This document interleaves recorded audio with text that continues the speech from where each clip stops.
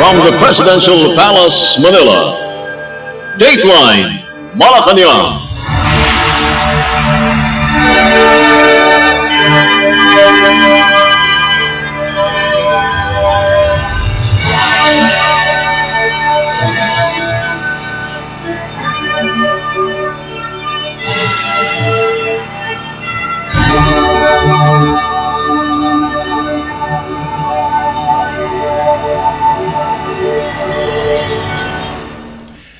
Good day. Radio Pilipinas World Service can also be heard on shortwave broadcast through the facilities of the United States Agency for Global Media, or Voice of America, on the following shortwave frequencies: 12.020 MHz, 15.640 MHz, and 17.665 MHz. I'm your host, Leo Magpayo, and this is Dateline Malacañang.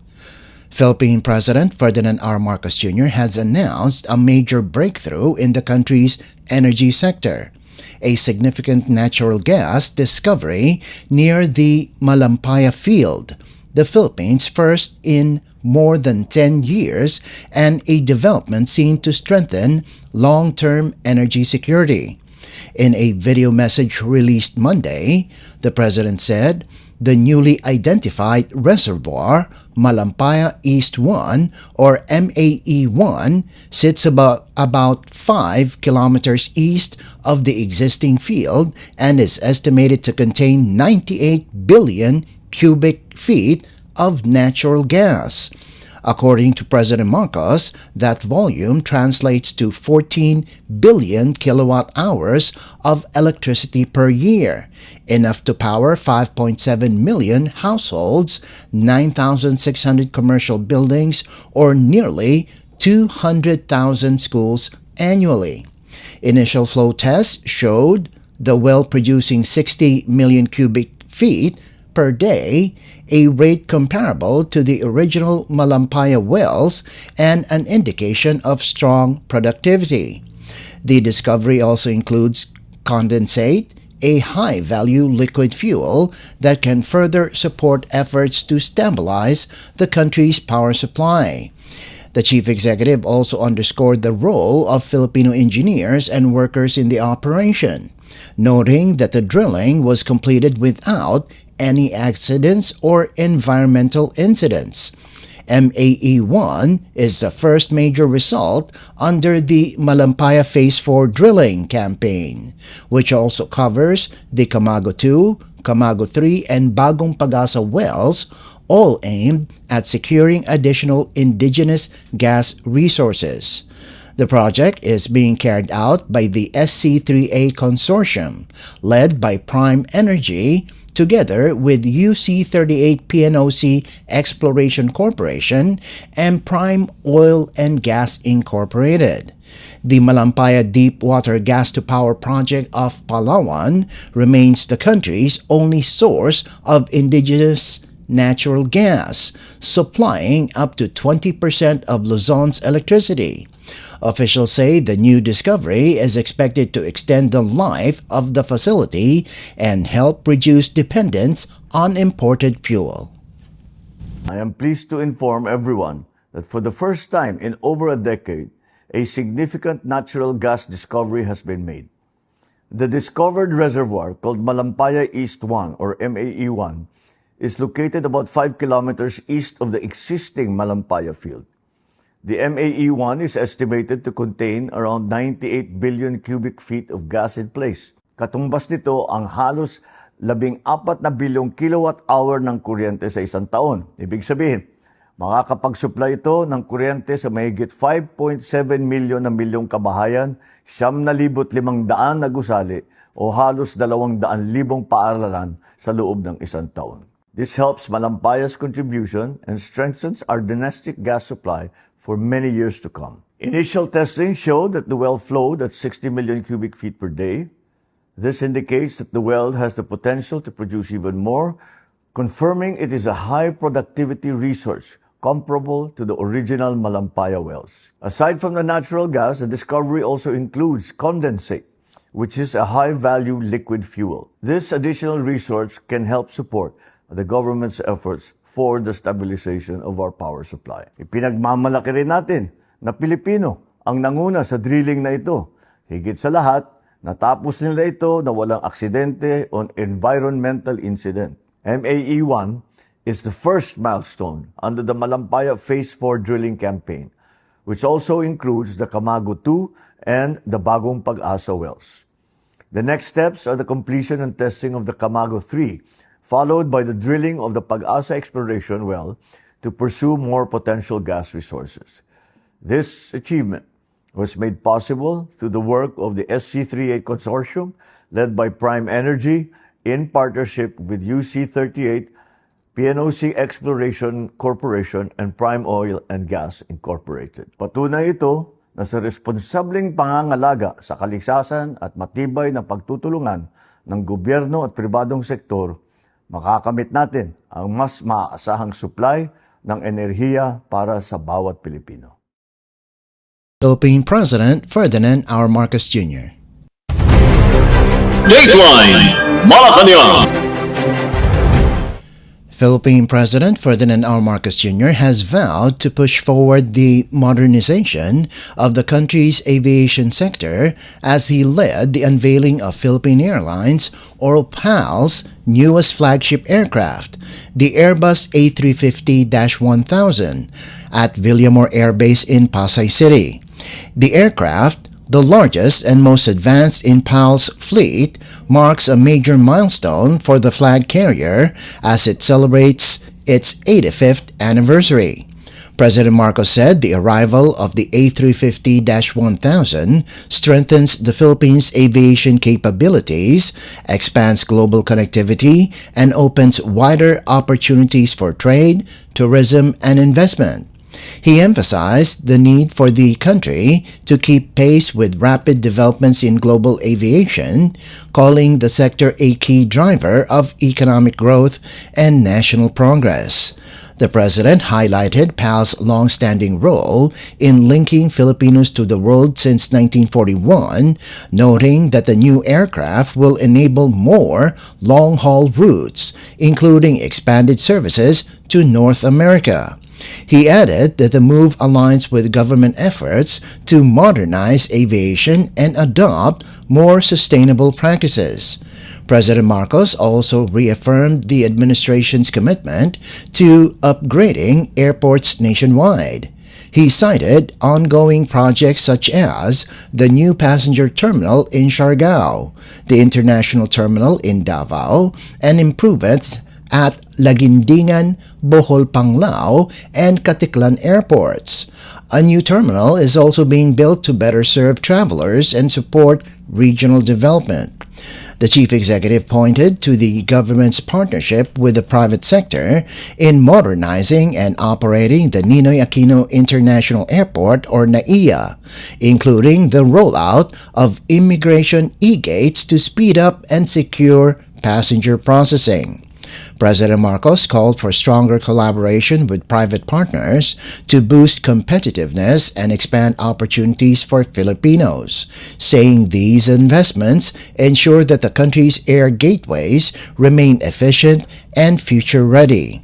The A350-1000, powered by Rolls-Royce Trent XWB-97 engines, features a three-class configuration with 382 seats and will serve PAL's Trans-Pacific routes.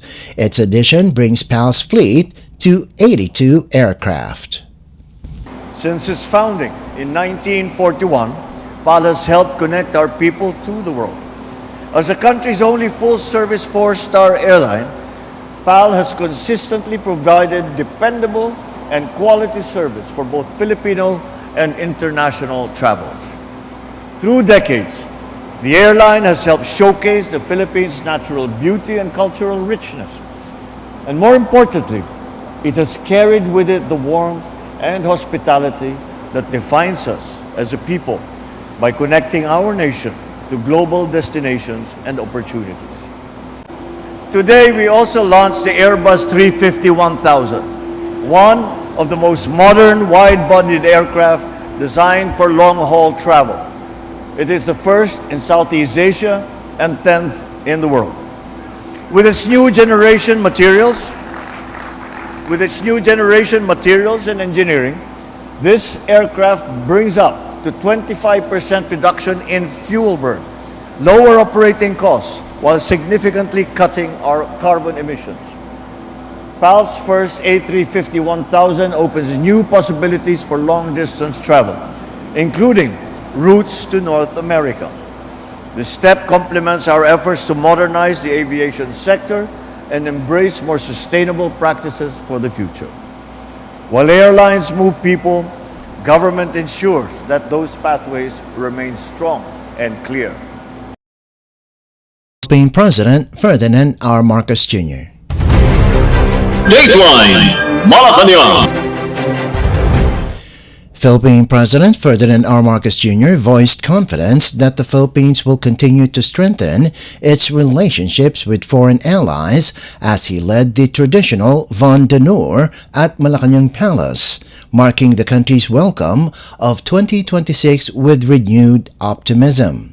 Addressing members of the diplomatic corps and government officials, President Marcos highlighted the nation's gratitude for past achievements and its determination to pursue a more hopeful future. He said the gathering serves as an opportunity to reaffirm shared commitments and renew collective purpose. The President underscored the importance of maintaining strong bilateral partnerships and upholding a rules-based international order, principles he said are essential to lasting peace and sustainable development. He noted that over the past 3.5 years, the Philippines has engaged the global community with greater resolve, promoting peace, strengthening cooperation, and defending international law. Despite global challenges, from economic uncertainty to geopolitical tensions and climate-related risks, President Marcos said the country has made significant progress in building meaningful and mutually beneficial partnerships. He emphasized the Philippines' proactive diplomatic agenda, expanding cooperation with both long-standing and emerging partners in key economic and security sectors.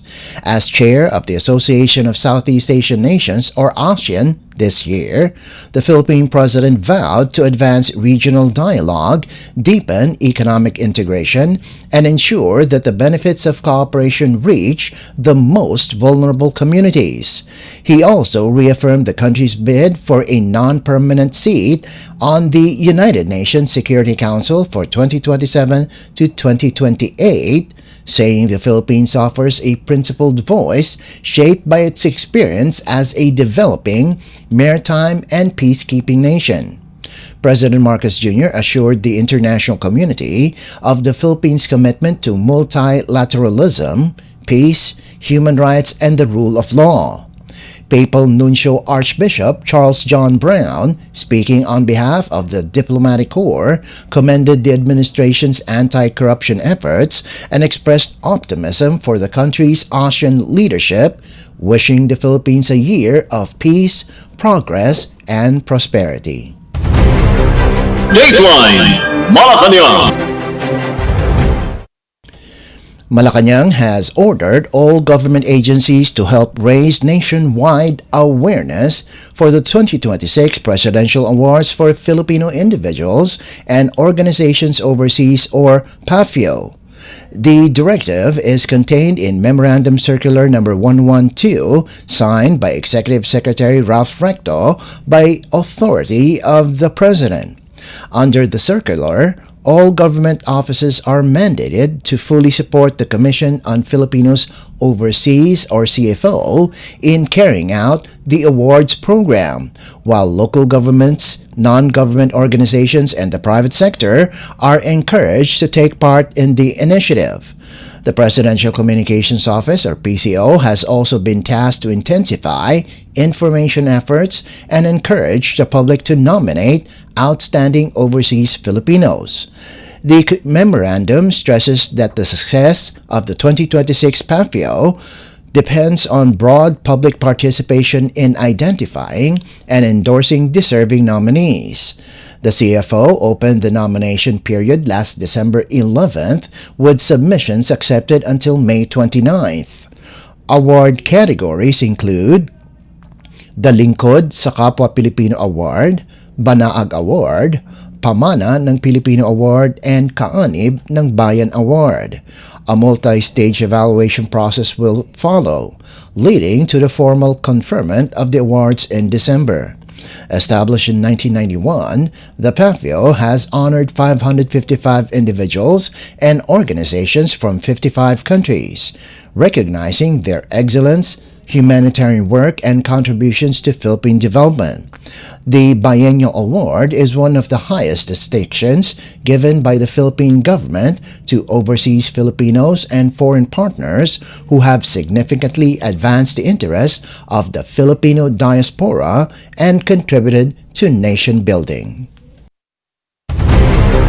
Dateline Malacañang. Malacañang has formalized the establishment and inclusion of two other economic zones, one located in Batangas and another in the city of Iloilo. All of this aims to encourage investments. Both proclamations were signed on January 6th by Acting Executive Secretary Ralph Recto on behalf of President Ferdinand R. Marcos Jr. and opened the way for the development areas recommended by the Philippine Economic Zone Authority or PEZA. Correction, that was Executive Secretary Ralph Recto. Through Proclamation number 1127, the properties in the towns of Pagaspas and Trapiche in Tanawan City, Batangas are now part of the first Industrial Township Special Economic Zone. The expansion increases the size of the existing Ecozone to more than 55,000 square meters and is located near Calabarzon Road and San Juan River. Proclamation number 1128, on the other hand, declares the establishment of an information technology park located in Iloilo City. This will occupy one site along Donato Pison Avenue, located in the town of San Rafael, Mandurriao, Iloilo City, which will then be called Atria Gardens and covers 48,569 square meters. According to the palace, both proclamations were issued pursuant to the Special Economic Zone Act and are expected to help generate jobs, attract fresh investments, and support sustained economic activity in their respective regions. Dateline Malacañang. Malacañang has declared a new round of special non-working days across several localities nationwide to give residents the chance to fully join their annual festivals and commemorations. Under Proclamation 1129, February 10 has been set as a special non-working day in Bacolor, Pampanga in celebration of Bacolor Day. Proclamation 1130 designates February 21st as a special non-working day in the province of Marinduque for the observance of Araw ng Marinduque. In Giginto, Bulacan, January 22nd will be a special non-working day for the Halamanan Festival, as stated in Proclamation 1131. Through Proclamation 1132, February 17th has been declared a special non-working day in Kabasalan, Zamboanga, Sibugay for Araw ng Kabasalan. Two proclamations were also issued for San Pablo City, Laguna, January 15th for the Coconut Festival under Proclamation 1133, and May 7th for the city's charter anniversary under Proclamation 1134. Meanwhile, February 2nd has been declared a special non-working day in Katipunan, Zamboanga del Norte for its 112th Araw ng Katipunan under Proclamation 1135, and in Mabalacat City, Pampanga for its 314th founding anniversary under Proclamation 1139.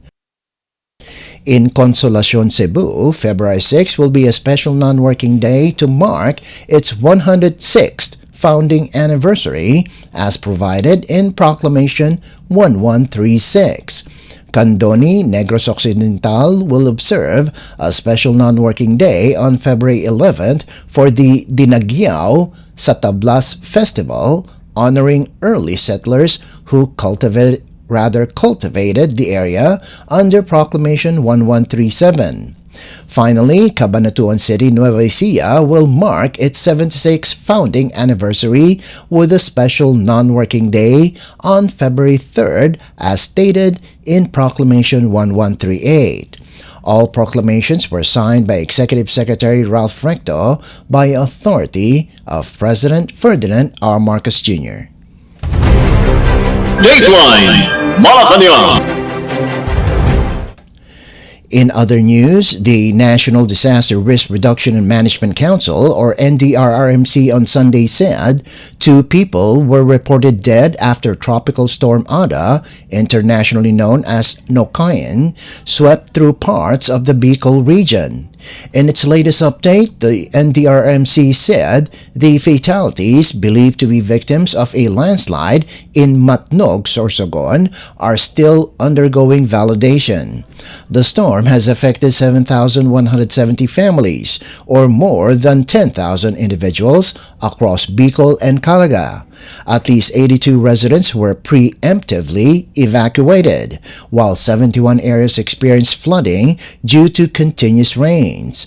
Government assistance amounting to 547,765 pesos has been distributed to affected communities, including food packs and other relief items.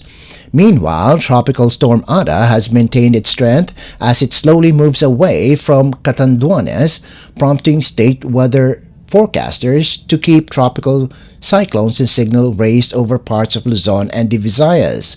As of 5 Monday morning, State Weather Bureau, Philippine Atmospheric Geophysical and Astronomical Services Administration, or PAGASA, reported that Tropical Storm Ada continues to bring strong winds as it moves northeastward, carrying maximum sustained winds of 55 kilometers per hour near the center and gusts reaching 70 kilometers per hour.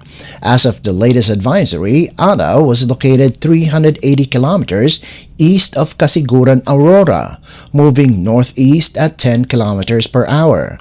No tropical cyclone wind signals are currently raised anywhere in the country.